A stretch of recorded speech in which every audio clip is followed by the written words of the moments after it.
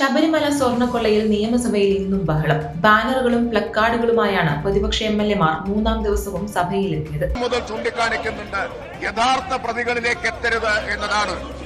യഥാർത്ഥ പ്രതികളിലേക്ക് എത്തിയാൽ ഉണ്ണികൃഷ്ണൻ പോറ്റിയിൽ മാത്രം നിൽക്കില്ല.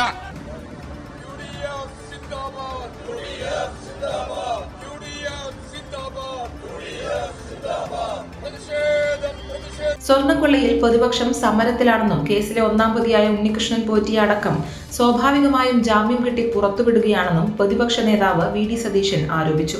ബഹുമാനപ്പെട്ട ദേവസ്വം മന്ത്രി രാജിവെക്കണമെന്നും SITയുടെ മീതെയുള്ള മുഖ്യമന്ത്രിയുടെയും വകുപ്പിന്റെയും സമ്മർദ്ദം ഒഴിവാക്കണമെന്ന് ആവശ്യപ്പെട്ടുകൊണ്ടുള്ള സമരത്തിലാണ് നിയമസഭയ്ക്കകത്തും പുറത്തും. ഇന്ന് നിയമസഭ ഇരുന്ന അവസാന ദിവസമാണ്. സർ, അങ്ങേക്കറിയാം, ബഹുമാനപ്പെട്ട ഹൈക്കോടതിയും ബഹുമാനപ്പെട്ട സുപ്രീം കോടതിയും ജാമ്യം നിഷേധിച്ച ഈ കേസിൽ ഈ പ്രതികളെല്ലാവരും, ഉണ്ണികൃഷ്ണൻ പോറ്റി അടക്കമുള്ള എല്ലാവരും സ്റ്റാറ്റ്യൂട്ടറി ബെയിൽ കിട്ടി പുറത്തു വരികയാണ്. കഴിഞ്ഞ 90 ദിവസമായിട്ട് ഒരു പ്രാഥമികമായ കുറ്റപത്രം പോലും സമർപ്പിക്കാൻ കഴിയാതെയാണ് ഇതിന്റെ സ്പെഷ്യൽ ഇൻവെസ്റ്റിഗേഷൻ ടീം നിൽക്കുന്നത്.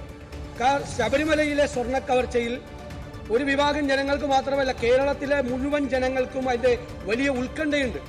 ഡയസിൽ അതിക്രമിച്ചു കയറിയതിൽ പ്രതിപക്ഷത്തെ സ്പീക്കർ വിമർശിച്ചു. പ്രതിപക്ഷം ഉയർത്തിയ ബാനർ കഴിഞ്ഞ ദിവസം സഭയിൽ വാച്ച് ആൻഡ് വാർഡന്മാർ ബലമായി പിടിച്ചു മാറ്റിയെന്നും അത് വാങ്ങാനാണ് MLA-മാർ ഡയസിൽ കയറിയതെന്നുമായിരുന്നു സ്പീക്കറുടെ വിമർശനത്തിന് പ്രതിപക്ഷ നേതാവിന്റെ മറുപടി. എന്നാൽ ഡയസിൽ കയറിയ പ്രതിപക്ഷ MLA-മാരുടെ നടപടി ശരിയല്ലെന്നതിൽ സ്പീക്കർ ഉറച്ചുനിന്നു.